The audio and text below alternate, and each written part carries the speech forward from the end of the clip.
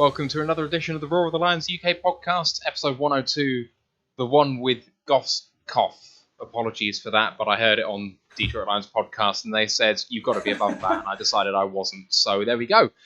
I wondered what you were going to say there. I'm glad it ended in off. I'm joined by my co-hosts Steve Collins and Tom Wilkinson, and we should be joined about halfway through by Mark from Atlanta Falcons UK. How you doing, boys? Well, good. Yeah, very good. Basking in victory still.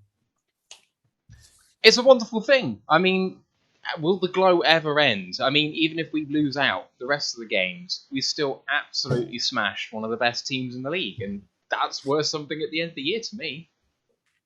Yeah, I think one of the things that's made it even better was, I don't know about you guys, but I had the misfortune stroke pleasure of watching the Bears against the Vikings, which was a fucking awful game. But it basically said the Vikings are just a deeply, deeply troubled team that I can only see trouble ahead from them for the next couple of seasons. And I mean, the Bears now look like the kind of mess we were in the last days of Patricia. So I think that's just made me feel even more positive about the Lions win. We're maybe like 1 year ahead of the Bears and 2 years ahead of the Vikings in terms of their turnarounds. Did you see it, Tom? I didn't, but I heard from a few people how bad of a game it actually was. It was the only clip I've seen is the bit where Justin Fields ran around on fourth down, and then the commentator said, "And now he's dead," which I thought was kind of brilliant. But maybe a good summary of where the Bears currently stand. They're in an interesting spot because if they hit on Fields, obviously it is what it is, and they're going to clean house. But a lot of their talent is old or about to leave them in free agency. So I think they could even be further than a year or two behind us because they've got to really go back to bring in the young guys to replace all these guys. So anyway. I don't want to turn this into a Chicago Bears podcast, but one of the best bits, if you didn't see it, Matt, then you will really enjoy this, is there's some sort of like disputed call and Matt Nagy is like stalking the touchline in his visor, like absolutely just bawling out the refs, and he's having like a sort of petulant man-child tantrum, and he's got like the red challenge flag that he's poised to throw, and they're basically just about to go into like the instant replay, and it says like the stadium announcement goes the ruling on the field, and then someone somewhere off camera in the crowd at this point shouts out just enough that he was picked up by the mic by Nagy's bench, and this is the ruling on the field, and the guy goes, we suck. I have heard that as well. That one's really classic. Really brilliant. Oh yeah, that was good. Right, little bit of housekeeping to kick us off. As always, Discord channel is open. Hit us up for a link. I've actually tweeted it a few times on our Twitter channel, so have a look at that if you want to join us on there. Very active during game day, especially recently during our interviews. So we spoke with Glover Quinn yesterday. We spoke with Herman Moore last week, as well as all the other normal episodes that we've done along the way. So, it's going to be active during those things. College Football Podcast happened yesterday as well. Just before Glover Quinn, they talked about the bowl games that have happened.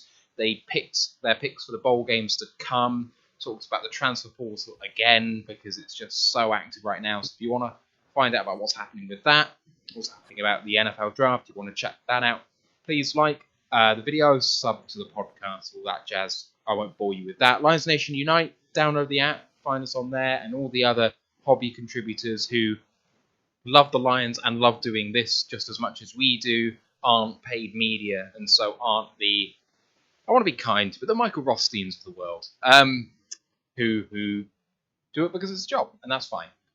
We're going to be talking today about Lions at Falcons on Sunday, on Boxing Day, but we're going to kick off with a bit of news. To start us off, a couple of awards, which is great. We talked earlier about the win against Arizona, and Riley Patterson won the NFC Special Teams Player of the Week. I think he was 6 for 6, or was it was 5 or 6 kicks he made straight, and potentially, we found our kicker of the future, which is fantastic. But Jared Goff also won the FedEx Air Player of the Week for his performance in the win over the Cardinals. Obviously, it didn't have a huge amount of yards. I think it was 21 of 26 for just over 200 and a couple of touchdowns. But compared to where he's been, I guess maybe that was why he's got the award. From where he's come to now and how bad we've been and how good they've been, it was the most impressive performance, despite perhaps the stats not popping out the box score, guys.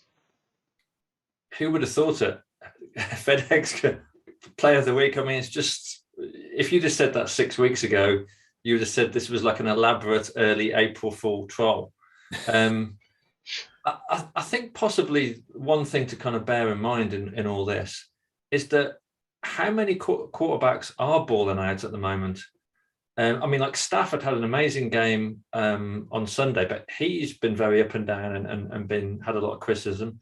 If you look at the Pro Bowl chat, there's a lot of talk about could Cooper Kupp be MVP, just purely because it's not really a great quarterback year.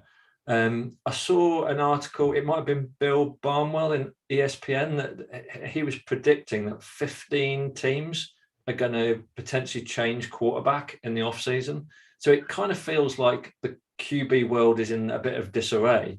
And the fact that, Goff has found his form at this point in the season kind of bodes well.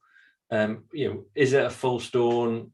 That's, a very good question. I'm sure we could discuss that for most of the pod, but he certainly seems to have responded to, the coaching staff at the Lions. We've got so much tape already this year on all the things that Jared Goff can't do and the things he can do, which is inevitably trying to throw picks and things like that. I think what was really refreshing about last week was all the things that he's been criticized for, and a lot of this goes to the whole Ben Johnson, Dan Campbell play calling debate. But he was doing things we haven't seen, and we've been screaming at the TV saying, God, just be creative, get it downfield, push the ball. And he did it, and he executed well on it. So whilst he was by no means perfect, it's that kind of positive signs. Now, you're just never going to convince me that he's got a long-term future here. But if he can give kind of fans, the team, something to hang their hats on, something to be proud of and positive about, and he does a load of stuff off the field, which is awesome for the community. So, I don't just want to. A lot of the last 15 weeks has been Goff bashing, and I've been front and center of it, to be honest, because I've been pretty underwhelmed by what's been on the field. But it was really promising. I think that's what's the takeaway. Yeah. Stafford did a throw against the Seahawks. I think it was about 40-yard pass where he basically threaded it like an Exocet missile through about into a really narrow window, and Cooper Kupp just took it on a crossing route. Now, Goff, he's not done anything like that this season, but I think Matt pointed out on the Monday pod, in terms of range of passing, one really, really nice touch throw, arcs that St. Brown brought in for the first touchdown. And then the second touchdown was like a missile into a really tight window that Josh Reynolds caught. So, we've seen a range of passing there. Yeah, absolutely we have. And so I was actually saying this on the Detroit Lions podcast Slack channel today. I bashed Goff to the point where, he's shown so little in terms of he can flash on the odd occasion, but he's not doing it enough in the same game to mean you're going to win anything. And it's kind of like, I see what Tyler Huntley has done with Baltimore, and I'm like, well, I'd rather fail trying to give a guy like that a chance who I believe has a really, really small chance of hitting a really high ceiling. And he probably won't make it, but at least you're giving someone a try, because I kind of know what Goff is at this point, and he'll never be that, and that's what I'm aiming for. But if he comes in and plays like he did most of the time, like he did on Sunday, I don't have to swallow that massive dead cat hit next year going, oh, well, maybe the trade wasn't that good, even if we got the extra first-round pick, because that 30 million really hurts when you have to cut. But I'm kind of okay now. I mean, the fact that he's shown that he can do it here, and maybe it was just he wanted plays in the playbook that he was familiar calling because he's done it before, and he wanted players he trusted to pull it off, and he spent enough time with the O-line to know that he could actually hang in there and trust them to do their job, and that he wasn't going to get absolutely hammered, because you could see that he didn't trust the O-line. No matter how good they were, he was trying to bail out too soon, and he was trying to bail out in a way that actually wasn't helping at all. But in that game, he stood in the pocket and took a little bit of punishment because he knew that the O-line were basically mostly going to keep him protected. And he's gaining confidence. And that means to me that, okay, I'm definitely cutting him at the end of next year. It's only 10 million debt. But I think we could be relatively successful with him. I think we could go near 500 next year with him as a quarterback if he can do that in the majority of games. I'm saying like 9 out of 17 games if he can pull that off. Then I think we can probably win one where he's bad and 7 or 8 when he's like that, because the rest of this team's pretty good, actually, in places. 7 or 8? We're talking 8 or 9 wins, are we, next year? I think we could go 8 and 9, maybe. I love it, but I mean, if you compare it to the quarterback play with the Bears and the Vikings on Monday night, Kirk Cousins threw for 87 yards against a Bears secondary that was mainly COVID backups and included Tease Tabor, hilariously. 87 yards in total, including an interception that was so bad that the safety intercepted it like it was a punt return. And then, I mean, Justin Fields, I think I saw a stat, he's now fumbled more than any quarterback in the NFL. He's got one of the highest rates of sack yardage. He missed so many throws and just looked all over the place.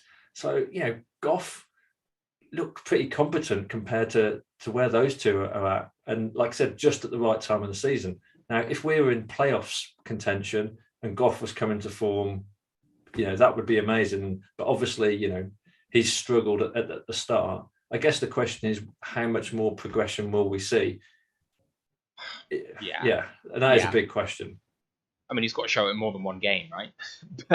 But he's shown it in one game, which is one more than he'd shown before. So I'm kind of okay with that. And I mean, in LA, they were trying to get rid of him for ages, but he still pulled off that playoff win with a broken finger. Like, the guy is tough as shit. Like, he will pick it up. And actually, I do think so this is what we saw at the start of the year. We'd play better against good teams, and we'd play down to our opposition just as much as other teams would play down to us too. Like, he has that sort of knack of actually bigging himself up for the big games. So I could see that happen. But I look at who we're facing this Sunday, and I know that potentially this is actually... Oh, and according to... I'll go on to this later, but according to Football Outsiders, in DVOA, we're facing the worst team in the league this week. So, they're 6 and 8, and they've faced a myriad of bad opponents and beaten them. And they've also faced a couple of opponents they've kind of been level with, and they've beaten them. Actually, going 500 in this league, if you're a slightly worse than average team, is nothing more than just getting a little bit of rub of the green. And sometimes you make your own luck. I don't think it's entirely just, flip a coin sort of thing. But this team, if it plays hard and gets a few coin flips going its way, I mean, if they had those coin flips going their way this year, if they had a little bit more experience in the defense and a defensive play caller that wasn't in his first year, I mean, this team could have 5 wins right now. It really could. So 500 this year might not... We're talking this year like we might be able to run the bloody table for the rest of the year. We could beat the Falcons, and Seattle are not a good team. It's away, but we could beat them. And then if the Packers have got the 1 seed, we could beat them. And it's like, hang on a minute, now we have 5 wins, and we've lost 4 off walk-off field goals. That's 500. I think Jeremy Reisman made the point today, I think on a tweet, and he said that since Taylor Decker has come back, Goff has looked a completely different quarterback. I think there's been a lot about, the tight end coach calling plays, but actually it's Decker coming back seems to have massively, stabilized and improved Goff's performance. And Josh Reynolds too. All 3 happened within like 10 days of each other. Decker came back, Reynolds came in, change of play caller, and all 3 seem to have been positive. So that's great. Let's move on with some of the news. So, no lines have made the Pro Bowl this year. 4 alternates. TJ Hawkinson is a first alternate, although it looks like he's not going to suit up because he's out for the season. Jonah Jackson's the second alternate at guard. Jason Kaminda a third at fullback. And Jalen Reeves-Maybin is a 5th for special teams. Special teams is just 1 guy, as far as I'm aware. So, probably unlikely to get in. It's the first time since 2009 the Lions don't have a Pro Bowler, and you can make arguments certainly for quite a few people. I think that Charles Harris is unfortunate not to get on the alternates list. I don't think he should be on the Pro Bowl list, but like, he's got enough sacks and he's had enough impressive games that I think that he might have been considered, but he's not a flashy name. Amani Oruwariye was high up on the stats list in terms of interceptions, so I thought he might have made an appearance. Is anyone else surprising, perhaps, that maybe didn't make it onto the alternates list at the very least? Fox, I would imagine. Oruwariye, definitely. In terms of like his stats, if you look at his stats compared to, say, Marshall Lattimore, I think he better them in pretty much all categories. Yeah, I mean, he's not a name. And let's be honest, we're a team that has underperformed in a small market where you're not getting lots of primetime games. It's unsurprising. I mean, the Pro Bowl is a popularity contest. Yeah. I mean, it literally is. It's amazing that professionals have incentives in their contracts tied to it because you have such little control over it. I think a lot of people are annoyed about Sewell being snubbed from it. He was I mean, if you look at the three guys, I think it was Wirfs, Trent Williams, and Tyron Smith, who were the three tackles in the NFC. I mean, he's never going to win that battle. I think it's interesting he wasn't an alternate. I reckon if the voting was 2-3 weeks later, he'd have a better chance because now PFF's all over him. I mean, you get a new image every week from them with what he's doing. So he's getting a bit more buzz, but ultimately it just came a bit too late.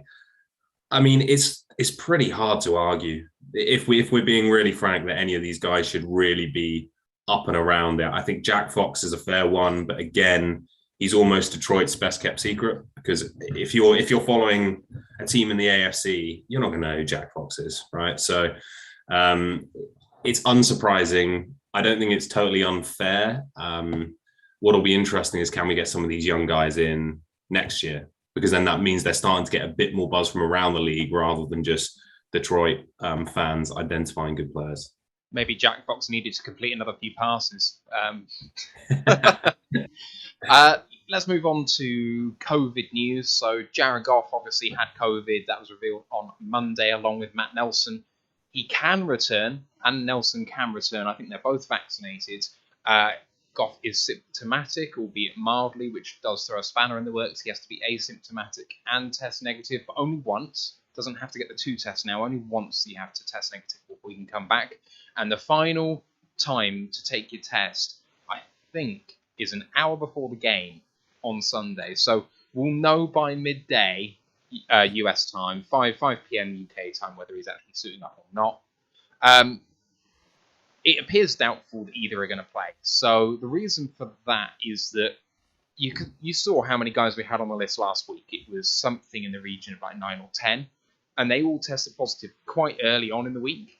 And all of them missed the game, even though you have to assume a certain portion of them at least are vaccinated. So whether you're vaccinated or not, it appears like most people do miss a game, at least in our own team. Can't speak for everyone, but there's a route back for him. It's just unlikely.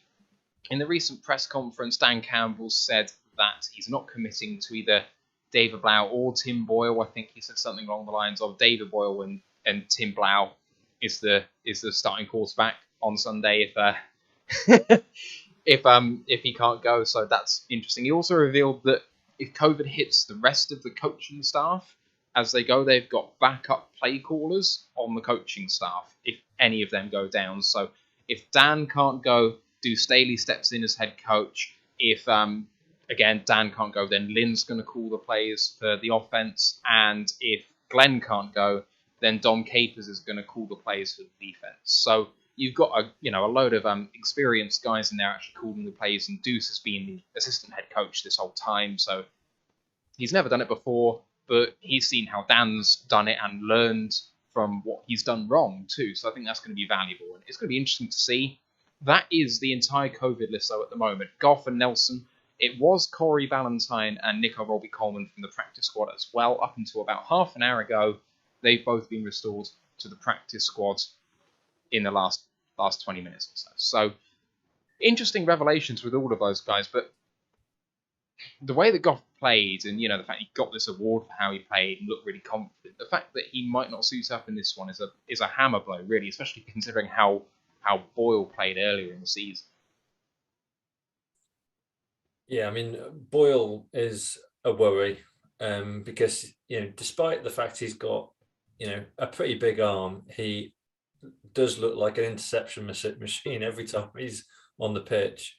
Yeah, I mean, it's just a shame for Goff because you want to see him getting some momentum, but let's hope he can make it. With Boyle, obviously, the game plan was so conservative last time, and I'd rather they kind of died trying and at least put the ball in his hands and got a bit creative. And, if he throws picks, he throws picks. I think what's killer is when the Browns score 13 points on you and you throw 77 yards and only score 10. Like, I would like them to see them be a bit more aggressive against, let's face it, a worse team. But ultimately, we're just going to run the ball a ton if either one of them is starting. And we'll get to it, but I mean, I think that's not a bad plan, regardless, even if Goff's in against this Falcons team. So, yeah, I mean, I was pretty positive with Goff coming in. I had a cheeky punt myself on the Lions winning this game. I still think they've got a good chance, which we'll get to. But the fact that we've only got two guys, despite the fact one of them is our starting quarterback out, is a refreshing change of pace to the last few weeks.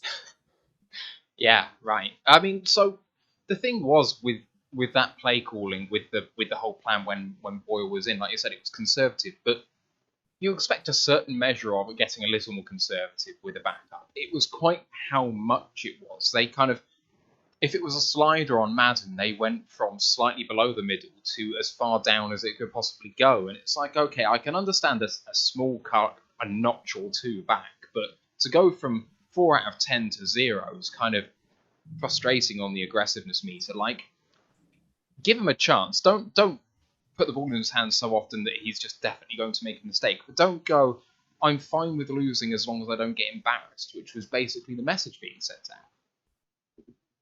Yeah, that must have been the lowest the fan base has been on Campbell. I can't actually. Oh no, the Bears game was next. It would have been that. But as in, that was when everyone was like, "Well, where's this aggression gone? What are we doing here?" I struggle to believe it will be the same style of game plan, especially given the confidence we've had over the last 3 weeks. But yeah, I think you forgot about the Eagles game. That's way back when. That's in the past. That was like 2018, I think, wasn't it? I don't remember. It was week 8. Oh, that does feel like a lifetime ago, though. Like, it genuinely does. Like, it feels like a completely different team to the one now. The game felt like a lifetime. Oh, yeah, it really does. I think that was my low moment of the season, the Eagles game, because I think that was the one that everyone had marked on the schedule as, yeah, they quite fancy this, and maybe now I think we come out the bye week. Nah, we were still in the bye week. Yeah, mentally we definitely were. Right, let's move on to talk about the games. So it is Detroit Lions at the Atlanta Falcons. Betfair, as of earlier this afternoon, has the Lions at 2-1, the Falcons at 5-2 on. 6 point spread in favour of the Falcons, over under 42.5. Looking at the injury report, not been updated since yesterday, but the Falcons are missing 3 because of injury or illness. That's Tajay Sharp, the wide receiver, with a foot. Deion Jones with an illness. Tyler Davidson, the defensive lineman, with an illness. And then Chris Lindstrom, the guard, who's out with a personal matter. So you can imagine he would probably be returning, assuming that's been cleared up today. For the Lions, Julian Laquara, Amani Oruwariye, and Josh Woods were all out with varying injuries. And then limited in practice were Michael Brockers, Jonah Jackson, Khalif Raymond, Josh Reynolds, DeAndre Swift, and Jalen Reeves-Maybin. I know that Swift was not so much limited as just present. He was there, but he really didn't practice. So I don't think you can read too much into that. But I think it's promising that Jonah Jackson especially was back. As much as the O-line held up really well last week, I don't think you can count on the guard backups to do a good job for the long term, whereas he's actually had a fairly good year so far. So that's something. But Amani being out, I mean, I don't remember him being banged up at all with the thumb injury during the game. I don't know about you guys, but no, so that came totally out of the blue. Julian's a bit of a blow. Seems like that's an ongoing thing. And I know that Josh Woods did get injured, I think, during the game at some point. So fingers crossed for them, but not a good start to the week there, guys. I know that Jeremy on Twitter just said that you could be looking at a starting cornerback pair of Fatu Melifonwu, who hasn't played since week 1, or barring a few snaps recently, but like really just a few snaps, and Will Harris. Those could be our starting corners. So, panic? A little bit? A little bit of panic. I think the worry is who's going to cover Carl Pitts. I think that's probably for the secondary, that's the big question. Yeah, I mean, they're going to have to bracket him. Yeah. Because I mean, he is their offense, really. Yeah, absolutely. He's their offense, and we'll come into that in a sec. Just on the on outside the injury report, but on the non-football injury reserve list is Calvin Ridley. He's been dealing with some mental health issues since quite early on in the season. It was a bit of a shock that he stepped away, and there's been speculation that he's going to return pretty much every week up till now. And even now, there are articles out saying, well, should you play him in fantasy? And it's like, well, I mean, I guess not. But you never know. I mean, him coming on the field makes a massive difference to this Atlanta team, right? He's one of the premier wide receiver talents in the league in a team that's been forced to, much like the Lions, promote a guy who's been their number 2, number 3, number 4 receiver to number 1 in Russell Gage. So Ridley coming into that room completely changes everything about this game if he could come back. Yeah, I mean, he's such a good player in general, but also he just adds a completely different dimension to that offense. And actually, we'll talk about Pitts and all the threats he brings, but to your point, outside of that, there aren't guys who I think can really stress us on the outside. And you mentioned it, if we're starting Iffy and Will Harris, that limits what you can do defensively because you can't put those guys in quite the same positions as full-time starters. So if you do have a guy who can run off a safety and kind of open up other areas, and another guy that you want to have to double team, like with Calvin, you would have to, then suddenly that just gives you a lot less flexibility as a defense to work with. So assuming he's not playing, like you say, I think a lot of the attention goes to Pitts. And there are obviously guys that can hurt us, but it's just not the same threat level. No. I think Russell Gage has had a bit of a breakout season and certainly made a bit of an impact. I think he's only like a 6th round pick from a few years ago, and he's never really had the kind of production that he's had this season. But he's had the opportunity where obviously with Ridley out, he's taken it. But yeah, Pitts is definitely the prime threat, because when you look at their, on the ground, we've got Cordarrelle Patterson as their main running back threat, and Cordarrelle Patterson's really a special teams guy who's kind of been converted into a running back. Yeah, so Russell Gage, 194th pick in the 6th round, not 194th in the 6th round, but 194th overall picked in the 6th round in 2018 out of LSU. PFF grades, in the last 5 games, he's only had 1 grade below 72. So he's done really quite well in recent weeks. And actually, it does feel like every single week you see him pick up a big play here and there. It does really feel like he's been a feature part of that offense. So he's definitely going to pick that up. I expect him to do the same against us, really, especially against this secondary. So it's going to be interesting to see what he can do. But overall, Falcons are 6-8 so far, as I mentioned, this season. That is only 1 game behind the Minnesota Vikings in the 7th seed. So they are very much still in this playoff race. Get a couple of wins under their belt. They can do this. According to Pro Football Reference, their expected win total is 3.9. So they're 2 games above expectation, according to Pro Football Reference. But Football Outsiders has it at 2.9, or 3 games above expectation, which is just unbelievable. They're 3rd in the NFC West at the moment. Their last 3 games, they lost at home to Tampa 30-17. They beat Carolina in Carolina 29-21, and then they lost last week away at San Francisco 31-13. Just to highlight quite what DVOA thinks of the Football Outsiders. Their DVOA is minus 37%, which is a long, long way the worst in the league. Let me have a look at exactly how much worse it is while it reloads. So the Jags are 31st at minus 31%. They are minus 37. Like, it's not close. how much this team is the worst team in the league by that metric. By PFF, their overall grade is 68.1. That's 26th, so a little kinder by PFF, but it's safe to say that the metrics actually don't see them very well. And if you have a look at their results through the season, I think the reason for that is that all bar one of their wins have been by one score. Actually, let's just double check that.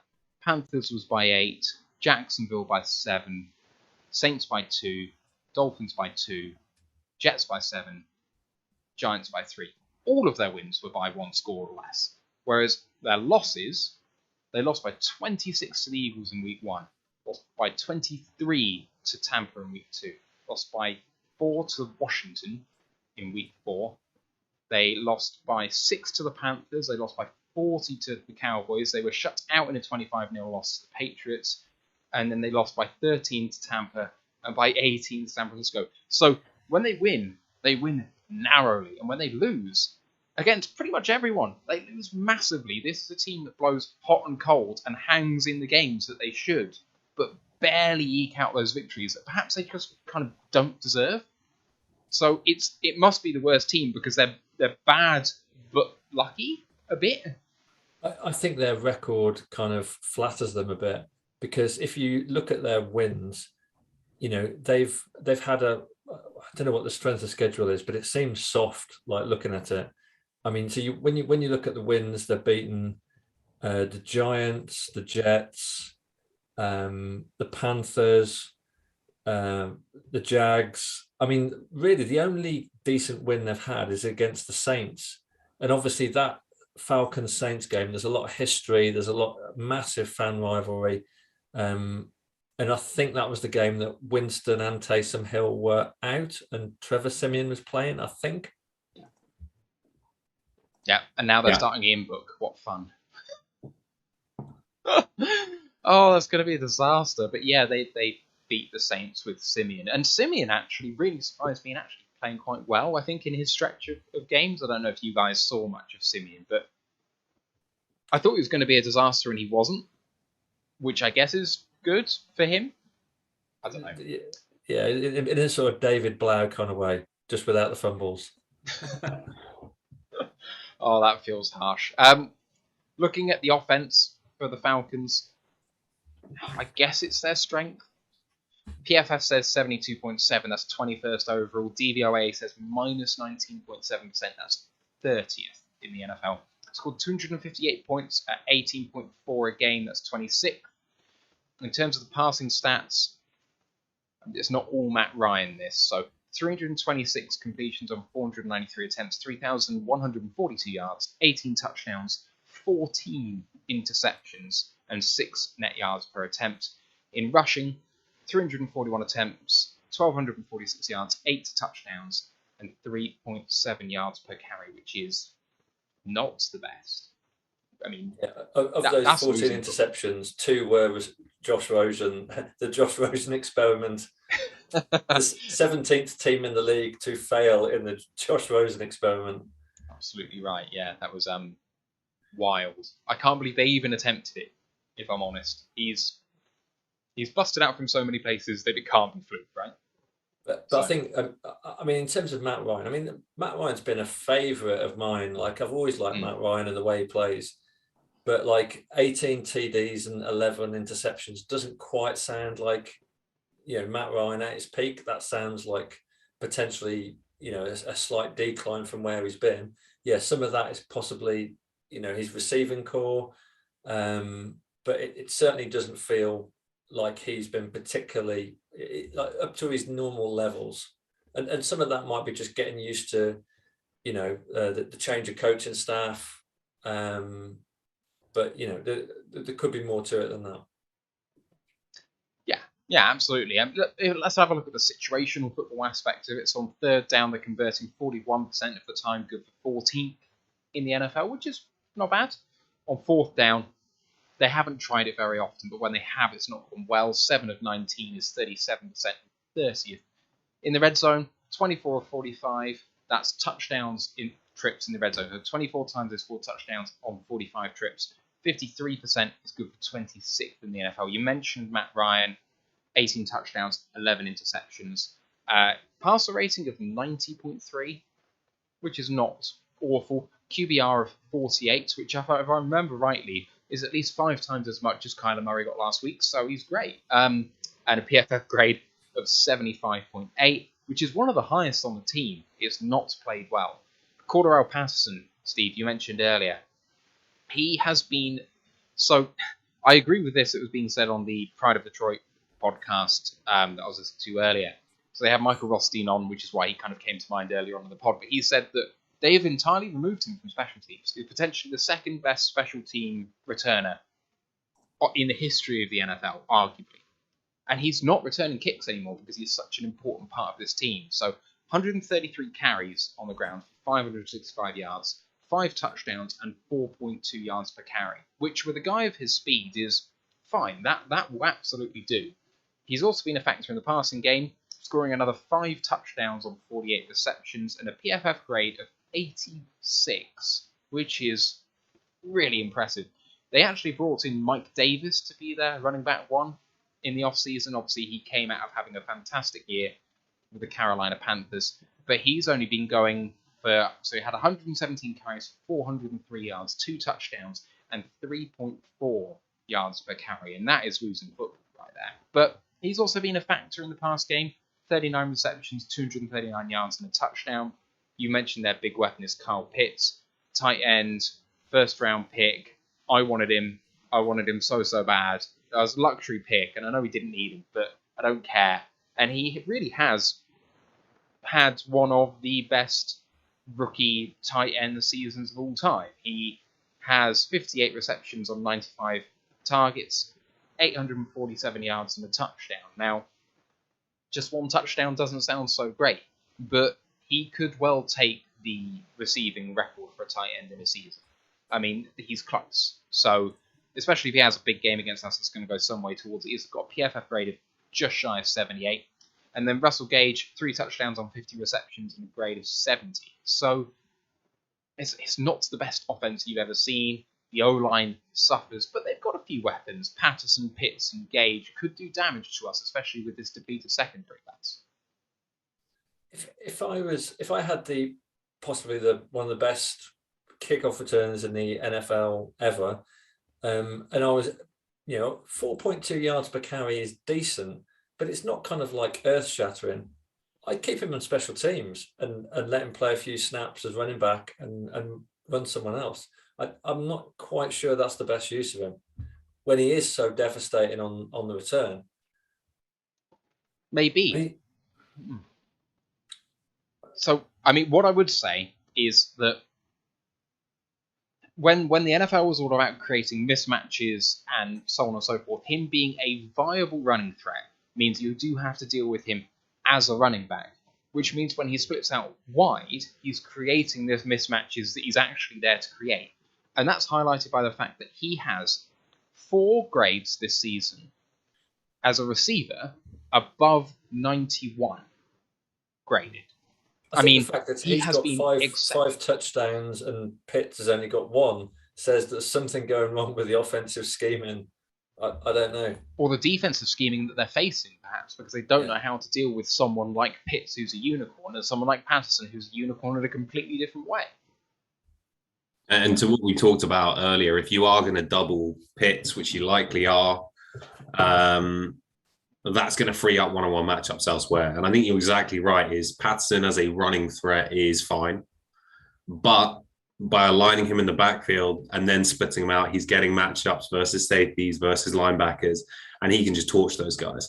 So if you just had him kind of running the ball 15 to 20 snaps a game, I just don't think that's effective. And I don't know his snap count, but I'm guessing they have him in the backfield and he's running as many routes as he is actual carries. So I think it's more that threat. Whereas when they put Davis in, he's not as much of a threat in the backfield. You can put 8 in the box and you're going to be able to stuff it a lot easier. And the PFF grades can be a bit misleading position to position because, so for example, Ryan is a 76 PFF grade, but he's only the 16th ranked quarterback and he's better than that. I think Mike Davis is one of the worst running backs in in the league in terms of PFF grades. So they've had to get a bit creative with it. Patton's had a great year. It's not just because he's on my fantasy team. I truly believe in him. I was really high on Mike Davis coming into this year as well. So I've been definitely eating some humble pie from that. Well, I mean, the thing is, it was hard to distinguish, and this is the argument about McCaffrey, really, isn't it? That the Panthers' blocking scheme, the creativeness of the play calling, really was one of the factors that made McCaffrey great. And so when Mike Davis came in and had a similar or better level of production that McCaffrey had, everyone went, well, Mike Davis is just great. And it's like, well, but if the blocking is that good and they're scheming you open, or, you know, it's just a matchup that people haven't learned how to deal with yet, how much of it is Mike Davis? And if you have a look at Mike Davis and his production versus someone like Craig Reynolds got almost all of his yards last week after contact, you know, breaking tackles. So this is one of the reasons why. So I was surprised after the game that our O-line was ranked so badly. I mean, no one above a 70 grade, which I thought was like, hang on a minute, but Goff was protected and we ran the ball really well. Like, how was the O-line not a part of that? And it's like, well, they did okay in pass blocking. Goff got hit a couple of times, so that's not great. And also, it was because the running back was really great, not the line. Whereas with Mike Davis, it really has all been about the line all of his career. And he didn't come into much in the Panthers. No one really thought very highly of him. He had one good year because of the line. Someone gave him some money, and now he's regressed to the back he's always been, which is someone who can't break tackles. Anyway, sorry, rant over. I take it Mike Davis is not on your Christmas card list. Oh, I've got him in a couple of my fantasy teams, and I still kind of believe in him a little bit. But he has started to do a little better. He has contributed a little bit more in recent weeks, so I could be convinced into believing in him again. But it's the hope that kills you. Yeah, actually, I didn't even convince myself with that, but never mind. So let's move on to the defense. This really has been poor. Overall, really, some of the guys that you kind of came into thinking, well, he's going to be an absolute stud in this team, have not been. One guy in particular in mind here that I'll come on to, but 49.6 PFF grade is good 30th, and a 14.1% DVOA is 31st in the league overall. Points against 254, it's 19.5 points per game. That's 4. Hang on. Let me just double check that. No, I haven't updated that from wherever I was. 384 points against, 27 points per game, 31st in the NFL. Sorry, beg your pardon. I copied this from the last one I didn't change the thing. I might not have changed the rest of it. Let's double check. It's a good job you don't work in accountancy or something, is it? Yeah. Oh, hey. Numbers your thing? I ain't an auditor. I don't check things. I just do things. Right, yeah, I have done it right, so that's fine. 339 passing attempts against completions against 492 attempts, 3,452 yards against 27 touchdowns and only 8 interceptions, 6.8 net yards per attempt. So that's 27th in the NFL. So they give up big yards on average. Rushing attack against 396 attempts, 1,684 yards, 15 touchdowns, 4.3 yards per attempt. So they get ran on quite a lot, 22nd in attempts against, but only 15th in terms of yards per attempt. So I wouldn't go say as far as saying they're stingy, but the run defense isn't bad in terms of the numbers. In situations, third down, they're terrible. 83 of 173, that's 48% and 30th in the NFL. On 4th, 7 of 16, only 16 fourth down attempts against. So they don't get off the field enough on third down to get into fourth down situations, but when they do, they're 9th in the NFL, 44%. In the red zone, that third down percentage really comes to haunt them. 37 of 53 is 70% and 30th. So in 70% of red zone trips, they give up a touchdown. Their stars so far this season, well, there's only really one big shining light, and that's A.J. Terrell. He's the second-ranked cornerback in the NFL so far this year. Only 2 interceptions, but 14 passes defended, a forced fumble, 62 tackles, 39 of which solo, 2 tackles for loss, and a PFF grade of 87. And really, the reason that he's had so few interceptions is, well, there's so many holes elsewhere that people just don't need to throw his way, right? I mean, he hasn't had the production because he isn't being given a chance by these teams. The guy opposite him, the cornerback, is Fabian Moreau, 10 passes defended, fumble recovery, 53 tackles, 39 of which solo, 2 tackles for a loss, and a PFF grade of 58. The star I mentioned earlier, who has flattered to deceive, a guy who had one of the best rookie linebacker performances we've seen in some years, up until this season at least, Dion Jones. 5 passes defended and a forced fumble, 2 sacks, 113 tackles, 7 tackles for a loss, but a PFF grade of 39. I know that PFF isn't especially fans of linebackers generally, but he's been especially disappointing this year. Outside linebacker, they've got Dante Fowler. He's a sack leader this season with 4.5, 1 pass defended, 3 forced fumbles, 27 tackles, 5 tackles for a loss, and a PFF grade of 65. He's had some trouble with injury so far this season. The one other guy to account for, someone especially in the run game that we might see show up a lot, and maybe the Lions should run away from this guy, is defensive tackle Grady Jarrett. 1 pass defended and a fumble recovery, a sack, 50 tackles, 12 quarterback hits, and a PFF grade of 70. So they've got some recognisable names, but it's been ranked badly because we know that, defense is one of those zero-sum games, really, where, not zero-sum game, that's not what I mean, but like if you have a weakness somewhere, that gets exploited no matter how good you are elsewhere. And there's enough holes in this team that the strong parts of it are just bypassed by offenses. Yeah, I mean, if you're giving up 4.3 yards per carry on the ground and you're in the top 10 worst for passing yards, despite having a really good corner, then that kind of shows that any half-decent team can scheme to put points on the board against you. And I think that's where you maybe see the polarity in the Falcons' results, where you have a good team with a good QB, they've just been absolutely torched. And that's why they've lost a lot of games big. I think the Cowboys beat them by 40 points, which is probably a good example of how an offense that, can dismantle a team like that. But, where they meet a dysfunctional team on offense, then they've probably got enough just to hang in the game. But this is certainly not a defense that we should be afraid of. I mean, their young guys just haven't delivered or taken the step that they needed to. You touch on Terrell's done a fantastic job. I remember I can't remember if it was the national championship or the semi-final of the college playoff, he went up against Jamar Chase and just got torched. And a good friend of mine who was a Falcons fan was devastated they took him in the first round. And really all the way back to his rookie year, he's been fantastic. So he's done a great job. Grady Jarrett's always been good, criminally underrated player.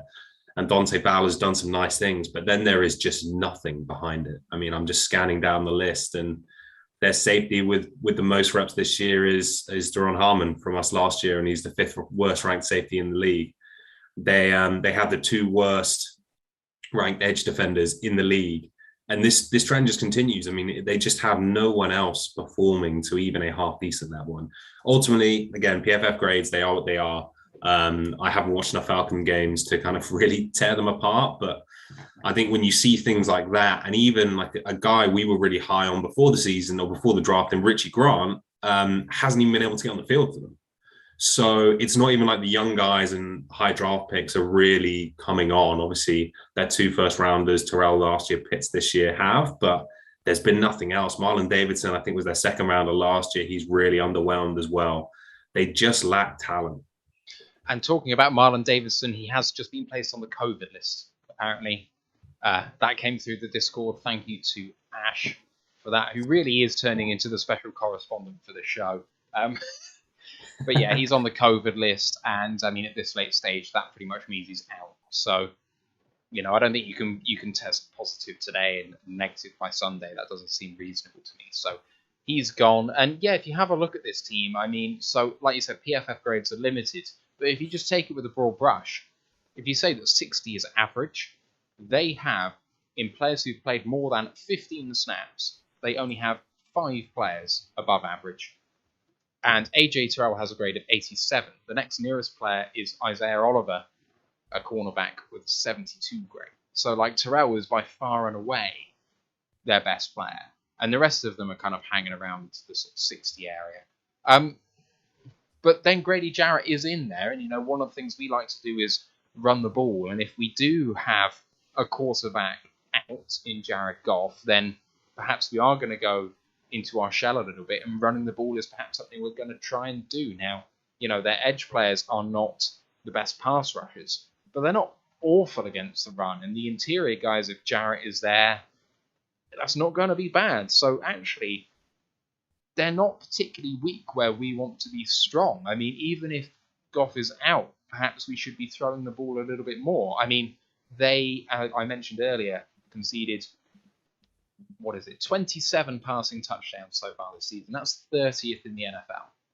It seems like the air is the way that they really suffer. So identify Terrell, throw the other way, and keep doing that. For me, I mean, I don't know about ways to win. I'll talk about special teams and then we'll talk ways to win. Our Falcons guy's just said he's had a parental emergency, so he's not going to come on. So apologies if you were waiting for him. But special teams, an 85 grade, 14th in the NFL, minus 3.3% DVOA is 28, so a bit of a disparity there. Young Hoku is the kicker, one of the best in the league, 21 of 23 on field goals, perfect on extra points, 25 of 25. Their punter is Thomas Morstead, so he has 14 punts at an average of 46.3. But they've had two others so far this season. They had Dustin Colquitt and they had Cameron Nijelak, we'll say. Nijelak? Nice, I like it, yeah. We'll go with that. It sounds Eastern European, so yeah, we'll go with that. So they've really cycled their punters. I mean, Morstead obviously is a high-profile guy in punter. 46.3 yards per punt is not terrible. So those special teams, fine, they'll get you through. Right, ways to win, guys. If the Lions are going to do this, and let's for a minute assume that Goff is out, and then maybe assume that Goff is in, and see how that maybe changes things. If Goff is out, what have the Lions got to do to get the win here? Because this is a team widely regarded as better than the Lions generally, although perhaps not in the form that we might have been in recently. They have a fit quarterback who is a former league MVP. So we're going to have to pull something out. What should we be doing? I think if you look at the reasons why the Falcons have struggled and why I think Arthur Smith has had quite a bit of criticism, it's around his offense and maybe some of the play calling. But to be fair to him, he's not built this offensive line, and he's got an aging and not particularly mobile quarterback.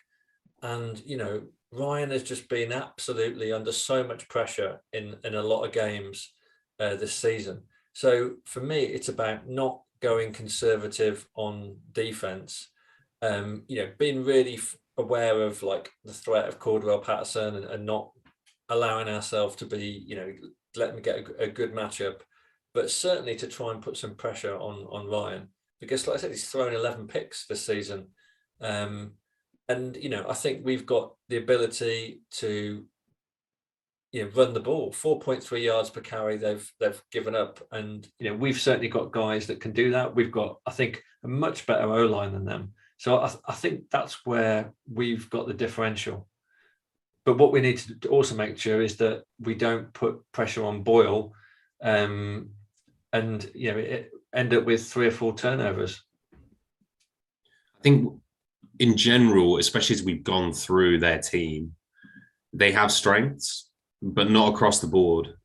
And so it allows us to really play the matchups game. It's all Campbell talked about in the offseason is how can we put our guys in a stronger position versus some of their weaknesses, right? And when we look at their O-line, Jake Matthews on the left side has been a rock solid pass blocker for the last however many years. I think it was 2014 draft.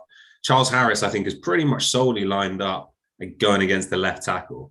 On their right side, they've got Jalen Mayfield, who has been a human turnstile, and Caleb McGarry as well, who's really struggled. So whilst McGarry's been strong in the run game on that right side, there is a clear weakness there. So how are we going to take advantage of that? Are we going to run stunts? Are we going to move Harris over to that side?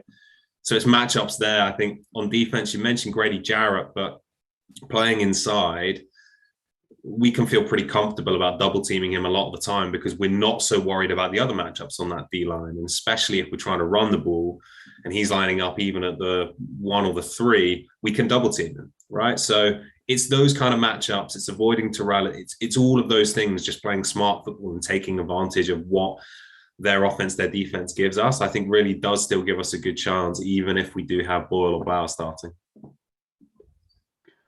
Yeah, I think for me, it's about trying to recognise exactly where they can take over games, because we've recognised, like you say, Tom, that they have strengths, but not across the board. But then it kind of in my head, I'm like, okay, so what's the game-breaking ways that they have to do it? And we've seen Patterson take over games.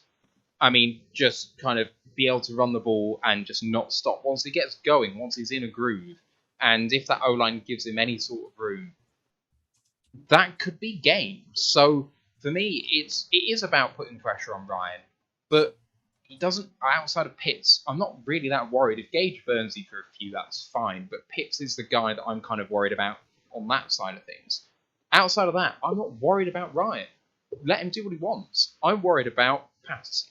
Stop him running the ball, and the way he does that is actually he's not that explosive off the mark. He builds up speed quite slowly, and then he's away and there's no stopping him. And that's why he was such a good special teamer, is that he can catch the ball, have 3 steps, and then he's gone.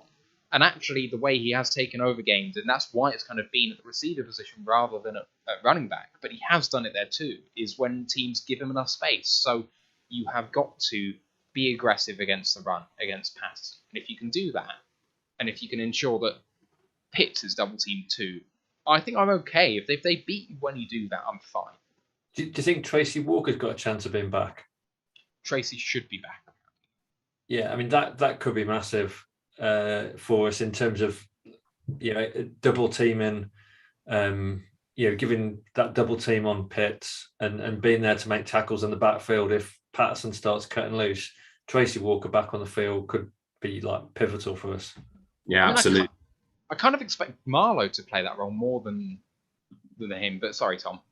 Well, just the kind of player he is. So I always thought he'd be better, or he had the abilities to play close to the line of scrimmage. Now, we saw in last year he really struggled, but what he can do is he can come down and lay the wood, which then makes people think when they're running underneath routes. And also he's got the range to run sideline to sideline, but also protect the seams. And as you mentioned, we're worried about Pitts getting vertical as much as we are him kind of stopping underneath. So someone with that skill set, which Tracy has, I think just gives us an extra level of protection against someone like Pitts. I'm not expecting him to go down and man up against him, but in terms of sitting back and bracketing him, I really like him there.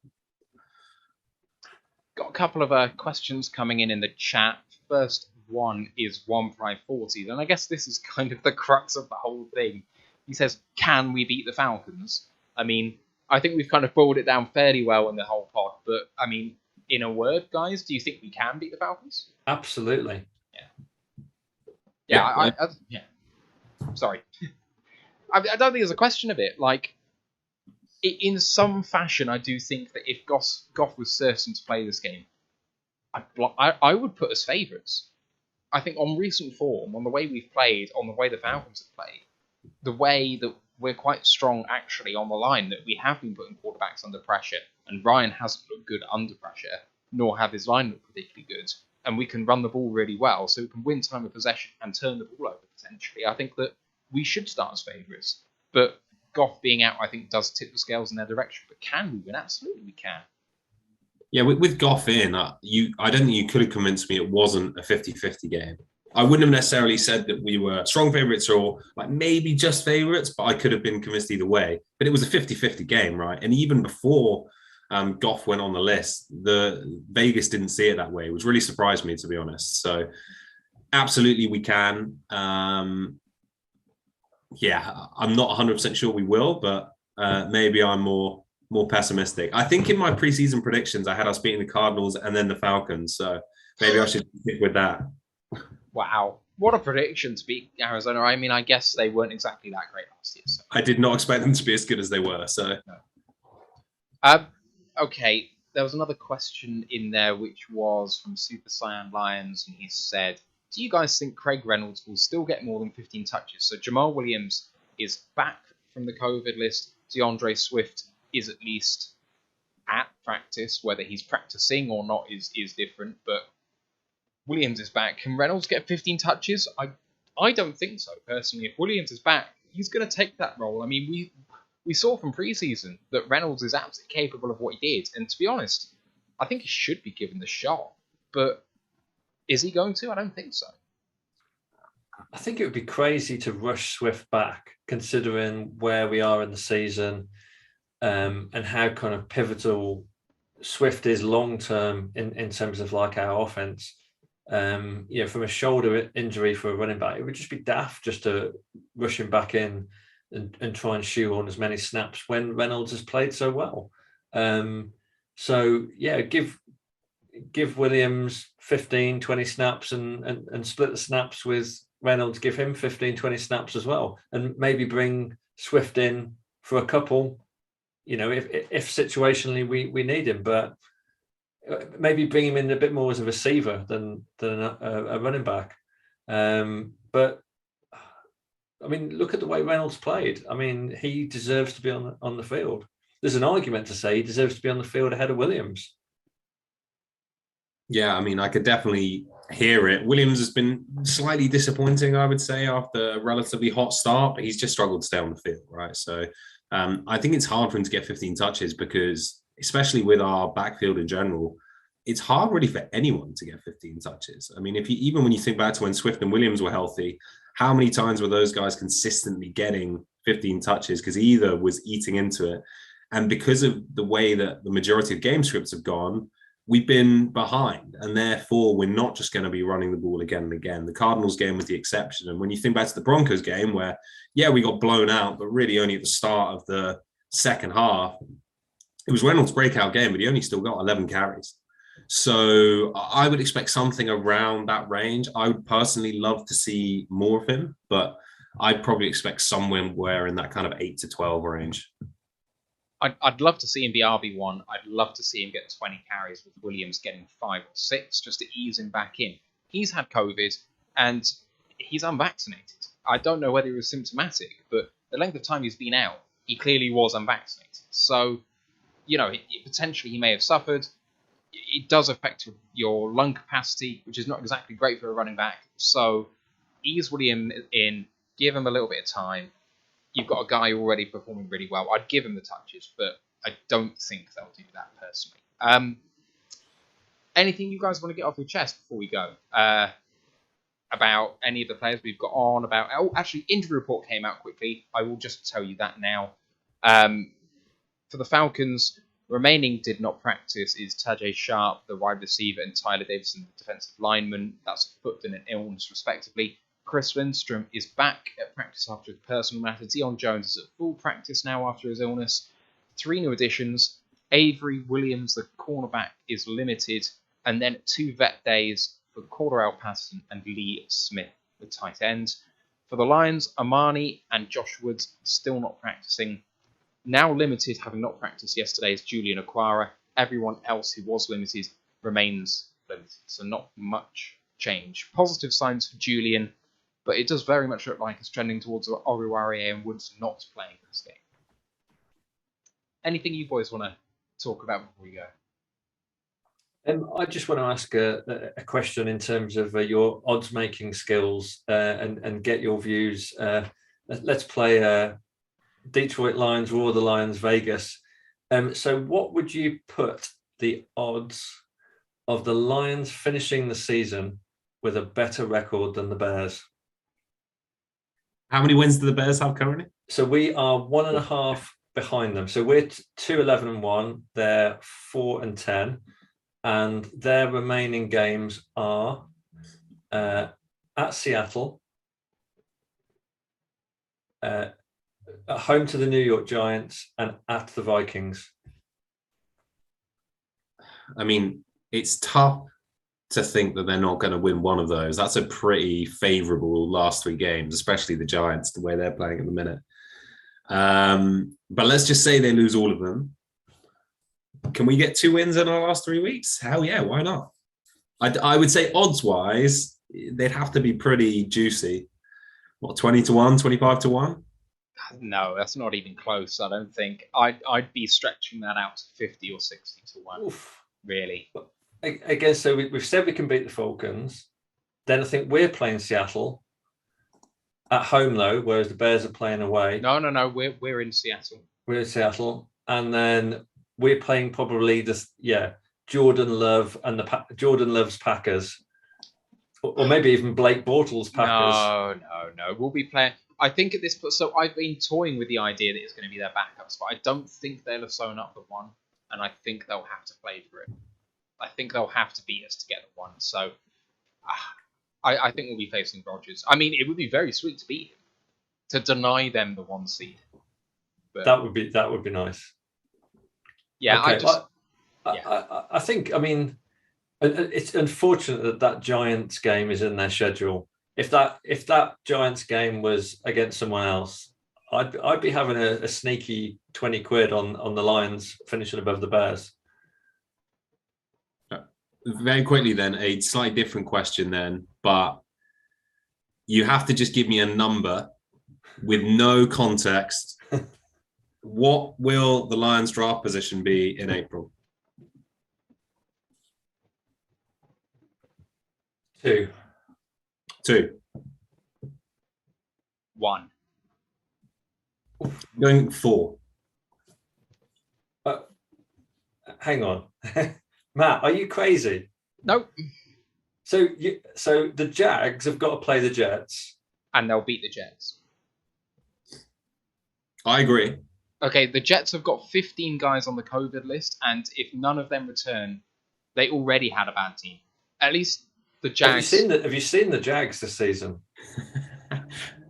Which is worse between, like, 2 horrific illnesses, though. Like, I don't want to pick them out, but, like, you've got to make a choice between 2 absolute abominations of football teams. I take the one that actually fired their coach. But so you're saying that the Jags are going to beat the Jets. I think the Texans have got a really hard schedule. They won't win another game. The Jets won't win another game unless they beat the Jags. But I think the Lions are going to win one out of the 3. So that's why I think they finished 4th. Because if the Jags and the Jets and the Texans, aside from this game coming up, they are losing out. It is a brutal schedule for all of them. So I see them all sitting on 3 wins. And I think we're going to pick up one of this week or next week, in which case that takes us to 3-11. Well, not 3-11-1, but 3 wins and a tie. And I think we then drop down to 4. Possibly 5. Yeah, if the Jags beat the Jets and then everyone else loses out and we win 1, then we pick at 5. Unless the Giants win again. No, pick at 4, I think, right? 4. Yeah, the 5 is at 4 and 10 at the moment, so you have to win 2. We'd have to win twice. Yeah. Okay, right. Okay, so I said back when the Philly game happened, I wasn't going to pick the Lions to win a game. And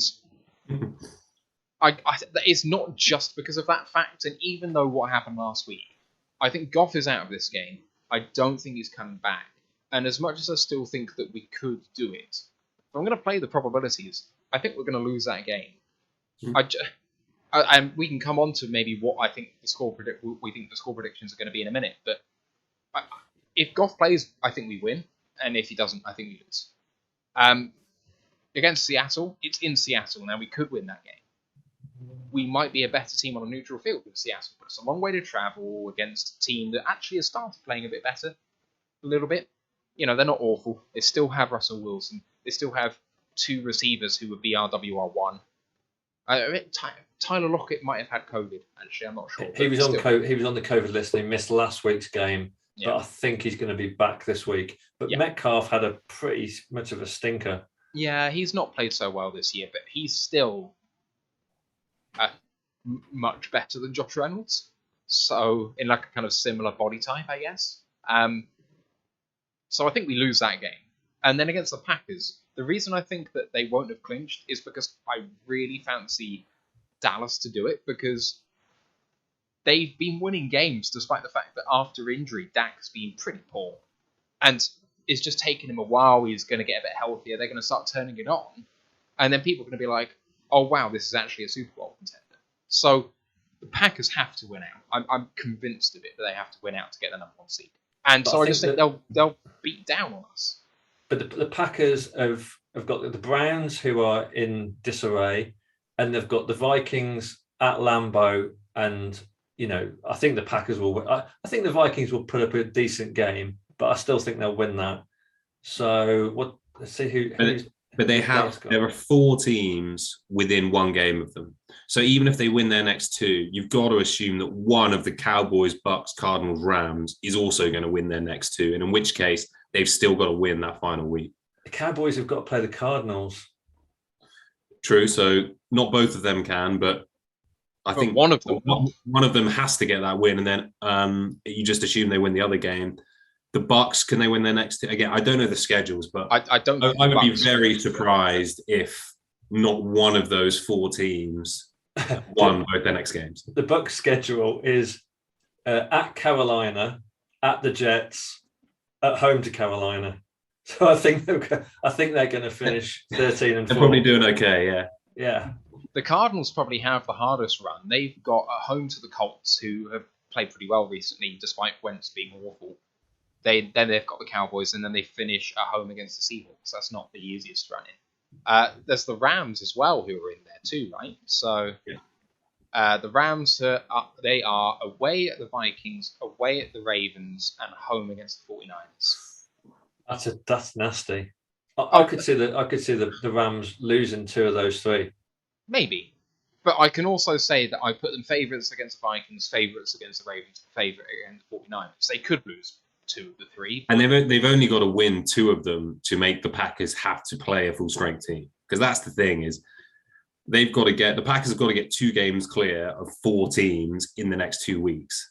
Otherwise, they'll still be the favourites for the 1, but they're still going to have to play the guys. So. Yeah. So basically, my point is anyway, I think we'll be facing a full strength Packers side. I think there's very little chance that we can avoid that because unless they have the tiebreaker against the side below, in which case it doesn't matter. But anyway, Packers play a full strength side. We struggle away against Seattle because it's just a long way to travel. When we lose against Atlanta because we don't have a quarterback, 3 losses. Jags beat a really bad Jets team. We're 1. Love it. I mean, I'm here for it. And I don't really want 1, but I'm so here for us beating the Packers and them losing the 1 true, seed. Actually. I'm that so would there be for delicious. that. Yeah. The good thing is that we're 3 weeks from the end of the season and there's so many permutations. Like this season is so alive compared, I mean, maybe not for the Lions, but, in terms of like the NFL as a kind of neutral, there's just so much to be decided. Whereas normally, like, you'd probably have 4 or 5 teams kind of winding down by now. How often has it been that in a 16-game season, by game 13, only one side is in the playoffs? Yeah, that is wild, actually. I didn't realise that other teams hadn't got in. No, it's just the Packers, isn't it? They are the only side that have clinched the spot. I saw a stat somewhere that the New York Giants are 4-10 and could still finish in the playoffs, which is just wild. Well, 7 and 10 could get in. Mm-hmm. I mean, it's just sick. Like, the NFC is so top heavy that, like we've just said, there's a team at 11 and 3 and 4 teams at 10 and 4. I think it's going to be a great playoff schedule because previous years, even you go back to last year with the Chiefs and things, it felt like there was a team that was always going to be in the Super Bowl, and you just don't feel that way about any team this year. There's just going to be kind of fun playoff matchups like the Chargers, for example. They could get dumped out of the first round and wouldn't surprise me. They could go to the Super Bowl and surprise me. So I think it'd just be, excited for January. It's going to be cracking. The Bengals could win the AFC North or they could finish last. Get off the train, Steve. Jesus Christ. Yeah, I don't disagree, though. Joe Burrow and the rest of that offense absolutely do it. They're exciting. They're really fun to watch. And what's the Saints going to do? I mean, like, where are the Saints going? I mean, they've looked capable of beating anyone. The defense is like absolutely brutish. But I mean, what is going on with the offense? I mean, there's just so many kind of like questions. And who's going to want to welcome the Saints for a wild card playoff game? No one, regardless of who they have a quarterback, whatever. Just no one wants that game. So yeah, I mean, it's amazing as well that they've got a wide receiver core potentially worse than us. Never mind the lack of quarterback. They don't have a receiving core either, and they're still beating teams. I don't know how it's possible. I've stuck a fork in the Raiders about 3 times this season already, and they're still like knocking about at 7-7. Yeah, that isn't going to be good enough, no, in the AFC though. You're going to have to be, I think, 10-7 to get in. So they're going to have to run the table. Yeah, I don't know. I haven't looked at the playoff picture for the AFC. So the number 7 seed is 8-6, and there are the 4, 5, 6, 7, and 8 seed are all 8-6. The Dolphins are 7-7, but have won 6 in a row. Yeah, they could really do it. Absolutely crazy. Tua has turned it on. I mean, he just is one of the best short to mid-range passes in the NFL. There's no doubt about that. I mean, he's not great long, but he doesn't have to be. He has to get out quickly because that O-line is trash anyway, and they've just been making it work, and they've been doing it recently without Jalen Waddle. It's really impressive. he's too much of an easy target. I don't know why people go at him so much because, like, he hasn't set the world on fire, but he definitely hasn't been a disappointment unless you set crazy expectations, which he was never going to hit. So whilst I doubt Dolphins fans are there thinking we've absolutely got our guy and they probably need a bit more persuading, he's by no means kind of flaming out here. No, absolutely. I mean, there was some sort of hypothetical trade scenario before the deadline where it's like, if you could offer a first round pick for Tua, would you do it? And loads of people saying no. And it's like, but really? Like, come on. Would you rather Tua or Malik Willis, basically? Because like, if it's like a high 20s pick, I could get on board. Yeah, absolutely. All right. Oh, hang on. There's one more question. Do you think we can beat the Falcons for Boyle? Yes, we've gone there. We can do it. If you didn't hear it, we talked about Boyle and the fact that we can still win this game. The Falcons have flattered to deceive all year. And they beat teams that they should beat, but they get trashed by teams that they should lose to. But that means it's at least going to be close, and sometimes they have to lose one of those games. They can't just go a whole season either getting blown out or winning by 2. Also, Falcons games are weird. Our games against the Falcons have been wild for a variety of reasons. So something crazy is going to happen. 2 words: Todd Gurley. It was a Jamie Collins who was celebrating with the touchdown sign. I love that photo. Yeah, wasn't there someone who dragged him over the line? I can't remember who that was, but it was like, get over, go on. So good. Yeah, it's great. All right, we're going to draw it to a close there. Actually, no, we're not. We're going to do a quick score prediction. So first, our Atlanta guy did give us a score prediction with his apologies. He said that he thought the game was going to be a shootout. He described it as a 25-21 win to Atlanta. Steve, what do you reckon? I think that I think if Goff plays, we will win, but I don't think Goff will play, and I think Boyle will play, and we will lose by 3. Tom? Yeah. I think it'll be a 1-score game. I don't think we'll get it done on the assumption that Boyle or Blau is playing. So I'm thinking 24-17 or something like that. But also, depending on how the game goes, that is by no means a disaster for me. Like you say, if we're saying Boyle doesn't deliver what he needs to, the defense does its best to stand up, but is on the field the whole time, we get flashes. I'd sound like a broken record, but that's what I'm here for this season, is seeing people take positive steps forward and knowing we don't have the talent across the board to beat teams. So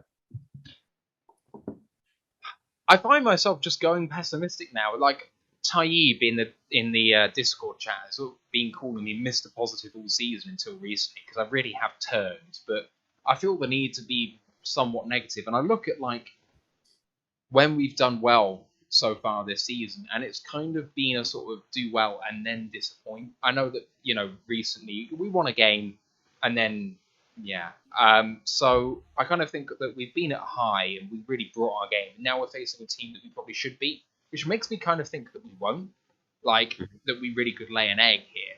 And, it's just one of those things where people have said, oh, we're lacking in talent. I actually kind of do buy into that a little bit. They're playing really, really well as a team, but I think it is above some of these guys' talent levels. So just do. So if Boyle comes in, I think we're going to really struggle to move the ball. I think that if the Falcons are smart, they're going to stack the box with 8 all the time. I mean, if you don't do that, I don't know why. And so the run game gets completely shut down. And now it's on Boyle on third down, third long. And just think, actually, even though they've got no pass rush, maybe he just doesn't complete and we end up punting a lot. So I don't really see the Falcons putting up much points either. I think our defense will do well. But I can see this game being like a really awful kind of, I don't know, 13-3, or like, just like a really kind of awful to watch game. That's where I'm sort of at, 13-6. Oh, I think the Falcons are still in the playoff hunt. In terms of the NFC, they could still get in the playoffs, but their schedule after us is they've got to go to Buffalo and then play the Saints. So the one thing that makes me a little bit pessimistic, despite everything I've said, is that this is like an absolute must-win game for them. Like, this is, if they lose this, it's season over. So I just think they might have enough just to scrape past, and I think Boyle might just let us down somewhere with a turnover. I think the defense will do well, but I think a turnover will put us out of the game. Yeah, absolutely. Right, let's close it there. Thanks to everyone for watching the show live. If you're listening on the audio, thank you so much. We really appreciate you guys. It's Christmas in a couple of days. I hope you have fantastic times with your families. Have a happy holidays.